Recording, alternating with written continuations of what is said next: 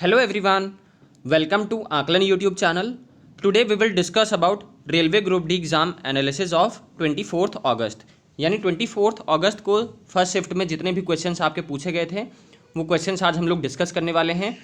तो लगभग around 20 to 25 questions यहाँ पर हम लोग डिस्कस करने वाले हैं। और जिनको कंप्लीट एनालिसिस देखनी है वो रोज़ 8:30 बजे शाम को आंकलन ऐप पर जुड़ सकते हैं, जिसका आपको डिस्क्रिप्शन बॉक्स में लिंक दे रखा है। जिन्होंने भी ऐप डाउनलोड कर सकता है वो डायरेक्टली जुड़ सकते हैं, जिन्होंने नहीं डाउनलोड किया है वो लोग लिंक से जाकर ऐप डाउनलोड कर सकते हैं, जहां पर आपको आकलन ऐप पर मॉक टेस्ट भी देने को मिलेगा रेलवे ग्रुप डी एग्ज़ाम के लिए, और भी प्रिपरेशन आपको नोट्स मिलेंगे, बहुत सारी चीज़ें आपको आकलन ऐप पर मिलेंगी जो आपसे आपकी तैयारी और भी बेहतर हो सकती है। तो चलिए हम स्टार्ट करते हैं आज का अपना सेशन। कौन से क्वेश्चन पूछे गए थे। पहला क्वेश्चन है, where is Mahakaleshwar temple is located. तो महाकालेश्वर टेम्पल आपका उज्जैन मध्य प्रदेश में स्थित है। एक और टेम्पल है जिसे आपके क्वेश्चन बनता है जो उज्जैन में ही स्थित है, ओमकारेश्वर टेम्पल।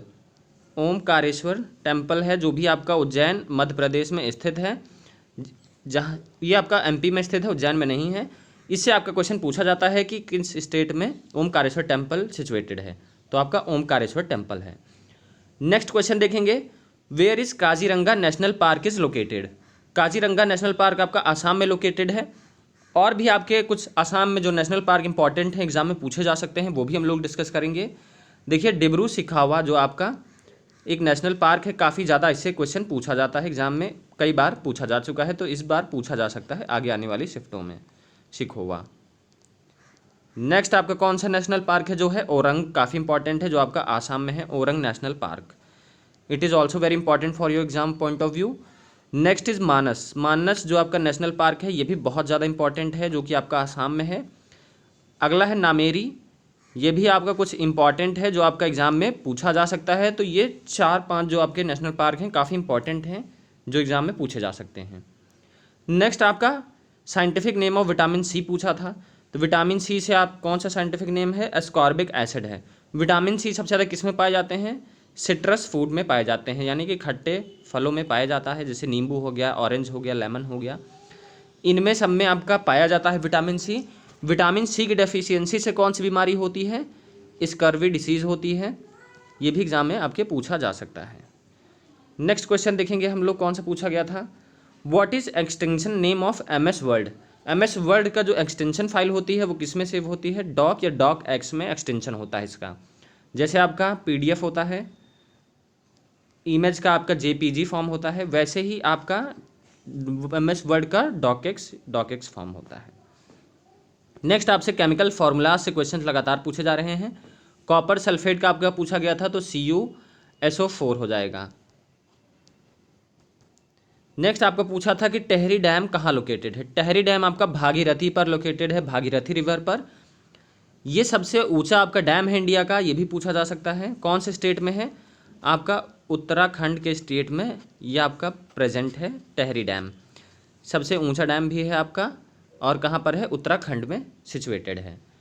नेक्स्ट क्वेश्चन देखेंगे, सिंप्लीफाई करना है आपको। ये क्वेश्चन दे रखी थी, इसका आपको सिंप्लीफाई करना था।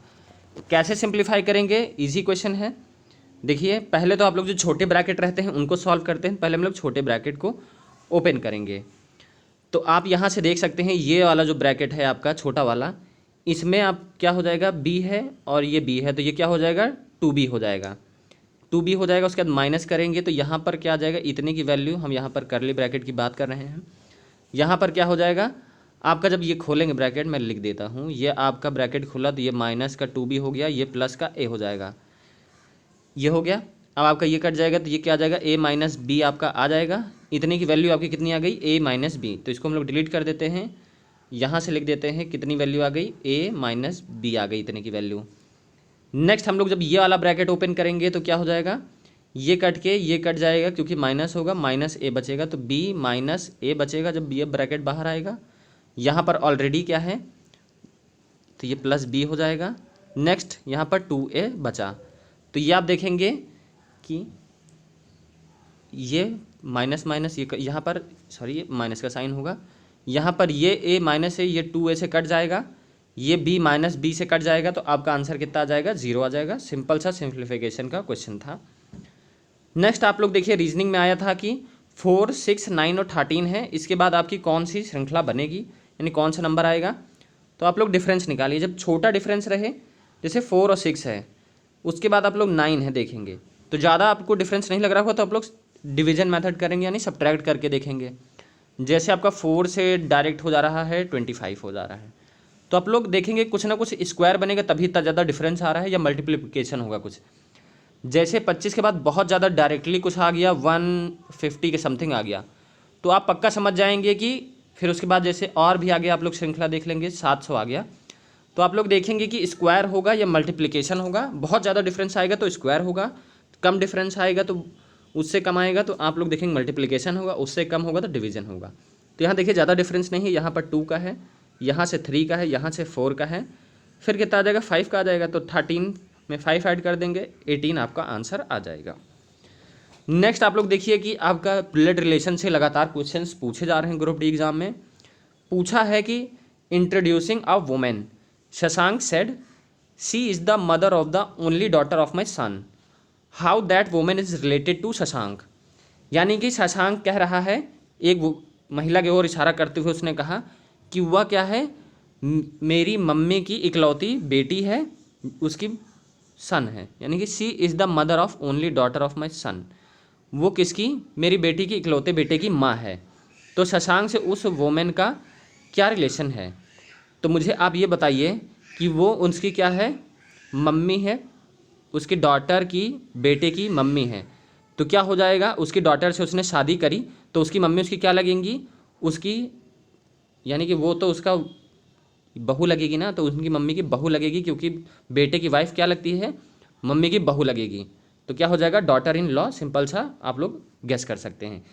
इसको सॉल्व करने का बहुत अच्छा तरीका है, शशांक को आप अपनी जगह रख लीजिए, अपने को मान लेंगे, आप मैरिड हो ना मैरिड हो, इमेजिन कर लीजिए कि आप मैरिड हो गए, तो आपकी बीवी अपनी मम्मी की, आपकी मम्मी की क्या लगेगी, तो ऐसे आपका बहुत ईजी हो जाता है। नेक्स्ट आपको वाटर इमेज का बताना था कि वाटर इमेज कैसी बनेगी। ये आपका इमेज है, वाटर इमेज में क्या होता है कि जस्ट आप समझ लीजिए कि ये बॉटम पे आप क्या करेंगे, यहाँ पर आप समझ लीजिए मिरर रख दिया, तो जस्ट क्या करेंगे, इसको पलट देंगे, रिवर्स कर देंगे यहाँ पर। जब आप इसको उल्टा कर देंगे जस्ट, तो 7 का जो ये फेस है नीचे की ओर आ जाएगा, ऐसा 7 बनेगा। तो देखिए 7 किस में बन रहा है, सारे में 7 तो ओके बन रहा है। अब यहाँ पर हम लोग बी देख लेंगे, बी का ये जो पॉइंटर है ये नीचे आ जाएगा और बी का फेस राइट साइड ही रहेगा। ऐसे आप लोग करेंगे तो इसका करेक्ट आंसर क्या निकाल देंगे, इसका आंसर आ जाएगा 2 आ जाएगा। 4 देखिए, 4 सब में इसमें ऐसे है, 4 सब में इधर का फेस किया है और किसी किसी में इधर किया है। 5 का आप लोग अंदाज़ा लगा सकते हैं। तो ऐसे ही आप लोग करके, अगर मिरर इमेज होगा तो आप लोग मिरर यहाँ रखेंगे, तो वैसे इजीली कर सकते हैं इसको। नेक्स्ट आप लोग मैथ्स का क्वेश्चन देखिए, दिया है कि 10 टू द पावर 0.48 है की वैल्यू x है, 10 टू द पावर 70 की वैल्यू y है, x की पावर z, y स्क्वायर की वैल्यू आपको निकालनी है। दी है ये इक्वेशन, z की वैल्यू आपको निकालनी है, क्या होगी। देखिए ऐसा क्वेश्चन आएगा तो आप लोग क्या करेंगे कि x की वैल्यू कितनी है, 10 टू द पावर 0.48, यहाँ पर क्या इक्वेशन दी इसमें हम पुट करेंगे, 10 टू द पावर 048 दिया हुआ है, x की पावर क्या है, x है, 10 सेकेंड, 10 टू द पावर 048 है x की वैल्यू। अब आप मुझे बताइए कि ये किससे मल्टीप्लाई हो रहा है, z से, ये z हो गया।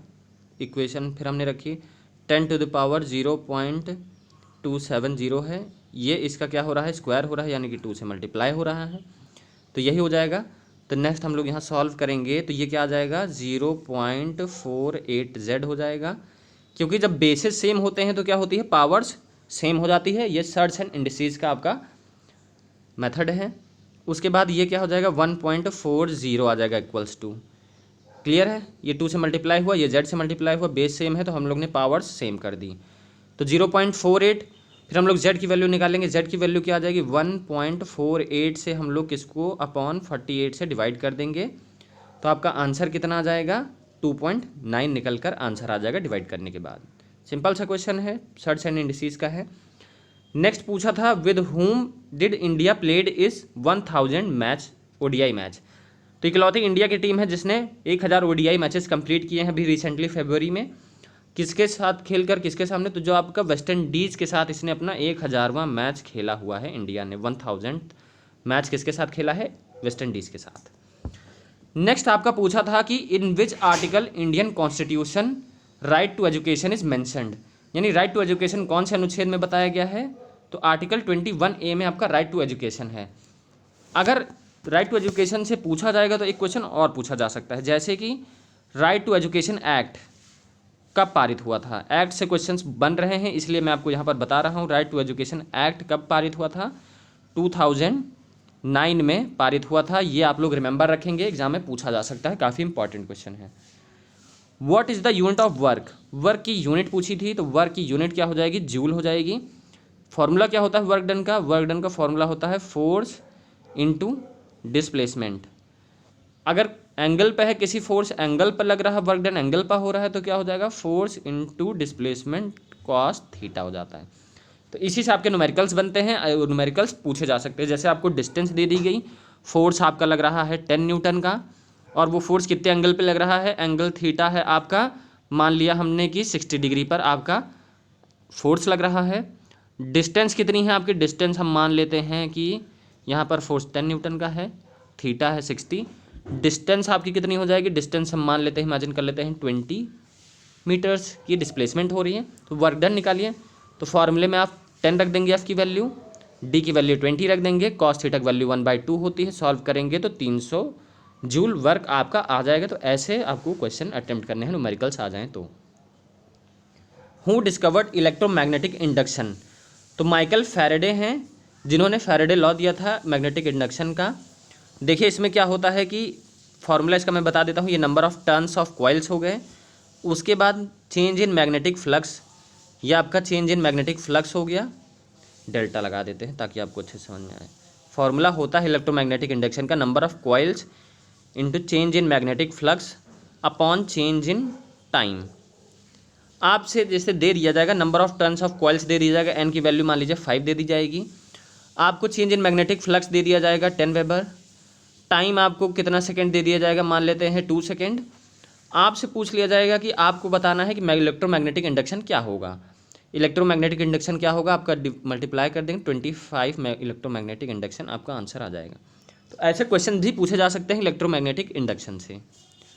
नेक्स्ट आपका आर्टिकल से क्वेश्चन पूछा गया था, आर्टिकल 53 क्या कहता है कि जो एग्जीक्यूटिव पावर होती है यूनियन की, वो किसके हाथ में होती है, प्रेसिडेंट के हाथ में होती है, राष्ट्रपति के अंडर में। नेक्स्ट आपका अपॉइंटमेंट से क्वेश्चंस तो लगातार पूछा जा रहा है, अपॉइंटमेंट से आपको लगातार करना है। और जिस गाइस को भी पीडीएफ चाहिए, जिनको भी पीडीएफ चाहिए, वो लोग हमारा टेलीग्राम चैनल भी ज्वाइन कर सकते हैं आकलन का, जहां पर आपको ग्रुप डी के लिए स्टडी मटेरियल भी मिल जाएगा। आप इस वीडियो को डाउनलोड भी कर सकते हैं, पीडीएफ डाउनलोड कर सकते हैं, और आपको ग्रुप डी का स्टडी मटेरियल भी बहुत सारा वहां पर है, पीडीएफ मिल जाएगा। तो आप अपनी तैयारी और भी अच्छी कर सकते हैं। और हमारा चैनल आप लोग ज़रूर लाइक और सब्सक्राइब करिएगा, बेल आइकन प्रेस कर लीजिएगा ताकि हमारी जितनी भी इंपॉर्टेंट वीडियोज़ हैं आप तक पहुँच सकें। तो अपॉइंटमेंट से क्वेश्चन था, who is the Panchayati Raj minister of India 2022। पंचायती राज से आप लोग मेंशन कर दे रहा हूँ, काफ़ी इंपॉर्टेंट है, सारे शिफ्टों में पंचायती राज के टॉपिक से क्वेश्चंस कुछ ना कुछ पूछे जा रहे हैं। So you must learn about panchayati raj. आप एक नोट्स बना लीजिए, छोटा सा टॉपिक है पंचायती राज का, करके जाइए, 1 मार्क्स आपका पक्का हो जाएगा। तो गिरिराज सिंह हैं जो कि पंचायती राज मिनिस्टर हैं 2022 के। नेक्स्ट हम लोग देखेंगे क्वेश्चन क्या पूछा था, when was Indus water treaty done. Indus water treaty 19 सितंबर सन 1960 को हुई थी, यानी 19 सितंबर 1960 को। किसके किसके बीच में, इंडिया एंड पाकिस्तान के बीच में, कि जो इंडस वैली, इंडस रिवर है जो आपकी इंडिया से होते हुए गुजरती है पंजाब से, अगर ये समझौता हुआ था कि इसमें अगर इंडिया पानी रोक दिया जाए, इंडस जो है जैसे गंगा रिवर है अपनी मेन सोर्स ऑफ वाटर है गंगा नदी, ऐसे ही इंडस पाकिस्तान की है, अगर वाटर इंडिया रोक दे तो वहाँ पर बहुत सारी प्रॉब्लम आ जाएगी, वाटर क्राइसिस हो जाएगा पाकिस्तान में। तो वही ट्रीटी साइन कब हुई थी कि आप लोग नहीं रोक, समझौता हस्ताक्षर हुआ था 19 सितंबर 1960 को। नेक्स्ट आपका पूछा गया था, garba is the main folk dance of which state. Garba से पूछा था कि किसका राज्य का फोल्क डांस है, तो गुजरात का है। कुछ और फोल्क डांस है जो मैं आपसे डिस्कस करूंगा गुजरात का, जो एग्जाम में पूछा जा सकता है। गरबा तो ऑलरेडी बता दिया गया है। नेक्स्ट है डांडिया।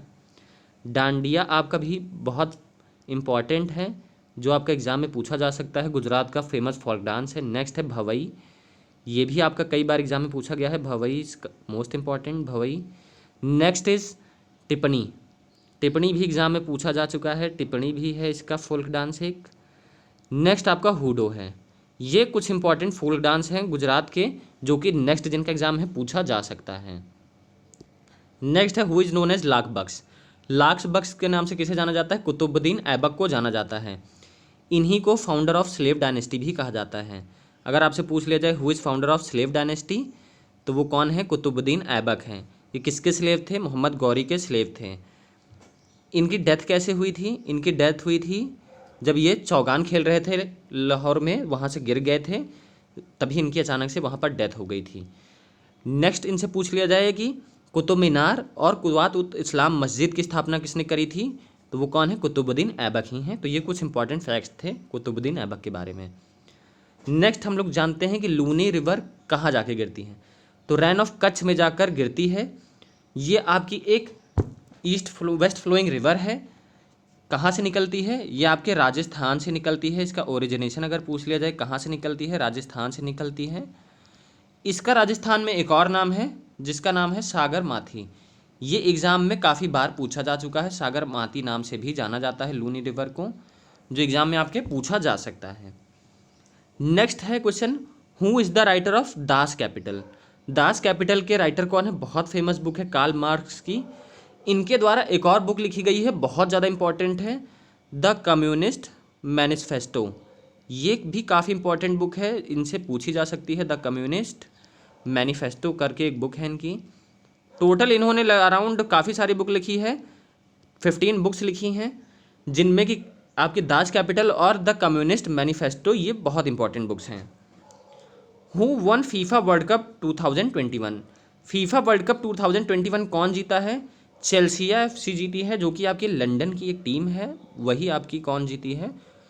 फीफा वर्ल्ड कप 2021 का वर्ल्ड कप जीता है। नेक्स्ट फीफा वर्ल्ड कप कब होगा? 2026 में होगा, जिसमें 3 कंट्रीज़ होस्ट कर रही हैं, मैक्सिको, कनाडा और आपका यूनाइटेड स्टेट्स। इसमें पूछा गया था how many groups were in Mendeleev's periodic table. देखिए बहुत बच्चे ग्रुप्स कई 18 ग्रुप्स करके आए होंगे, 18 groups, but this will be wrong. ये मोजली के पीरियोडिक टेबल में 18 ग्रुप्स हैं, 8 है मेंडलीव के पीरियड्स में, एंड पीरियोडिक टेबल में। नंबर ऑफ पीरियड्स कितने होंगे अगर ये पूछ लिया जाए तो नंबर ऑफ पीरियड्स कितने होंगे? 6 पीरियड्स होंगे, 6 पीरियड्स होंगे। किसके में? मेंडलीव के में। वहाँ पर टोटल 18 ग्रुप्स हैं, ओके, मोजली में। नेक्स्ट हम लोग देखेंगे, पूछा गया था mitochondria is also known as, mitochondria is also known as power house of the cells, यानी जितनी भी एनर्जी स्टोर होती है वो आपकी माइटोकॉन्ड्रिया में होती है, न्यूक्लियस में। नेक्स्ट आप लोग देखेंगे what is the unit of Faraday constant. Faraday constant की यूनिट क्या होगी? फैराडे कांस्टेंट की यूनिट क्या होगी? कूलम पर मोल होगी, पूछा गया था आपसे एग्जाम में। नेक्स्ट आप लोग देखिए क्वेश्चन पूछा गया था, the value of current I is 1.25 flowing through a given resistor of R for corresponding values of potential difference of 2.5 volt across the resistors are given, find the value of R. मुझे बताइए आई आपका क्या दिया हुआ है? 1.25 आपका आई दिया हुआ है, 1.25 एम्पियर। पोटेंशियल डिफरेंस वी कितना है? 2.5 वोल्ट है, एम्पियर है, 5 वोल्ट है, यूनिट वोल्ट है। तो V is equals to I R लगा के आप रजिस्टेंस निकाल सकते हैं। V is equals to I R, यानी कि 2.5 अपॉन 1.25 से हम लोग डिवाइड कर देंगे, तो क्या हो जाएगा? 250 अपॉन 125। इसको आप लोग काट सकते हैं, 25 से काट लीजिए डायरेक्टली, 25 से काट सकते हैं। उसके बाद आप लोग रिड्यूस करेंगे तो ये 10 आ जाएगा, तो आपका सीधा सीधा क्या आ जाएगा आंसर? वोल्ट 10 ओम, 10 ओम रजिस्टेंस आ जाएगा। ठीक है, वेट अ सेकेंड, 5 25 ये आपका आ जाएगा आंसर, कितना आ जाएगा? 2 आ जाएगा आपका, 2 ओम ओम आंसर आ जाएगा, सीधा सीधा कट जाएगा। आपका क्या आ जाएगा answer? 2 ohm will be the answer. Next देखिए, 9 Indian public and private companies have made its prestigious 2022 Fortune Global 500 list. Ranking of LIC, यानी कि इंडिया की LIC में रैंकिंग क्या है, वो 98th रैंकिंग है। ये आपसे पूछा गया था एग्जाम में आज। इंडेक्स और रैंकिंग से क्वेश्चंस लगातार पूछे जा रहे हैं। थैंक यू गाइस, हमारे आज सेशन यहीं ख़त्म होता है। हमारे चैनल को आप लोग लाइक करिएगा, सब्सक्राइब करिएगा अगर आपको अच्छा लगा हो, और हमारे ऐप ज़रूर डाउनलोड करिएगा। वहाँ पर आप लोग अपनी तैयारी बहुत अच्छी कर सकते हैं। बहुत सारा स्टडी मटेरियल आपको प्रोवाइड किया जाता है हमारे आकलन ऐप पर, तो डाउनलोड करना ना भूलें, जिसका डिस्क्रिप्शन बॉक्स में आपको लिंक प्रोवाइड कर दिया गया है। तो थैंक यू गाइस, मिलते हैं अपनी नेक्स्ट वीडियो में।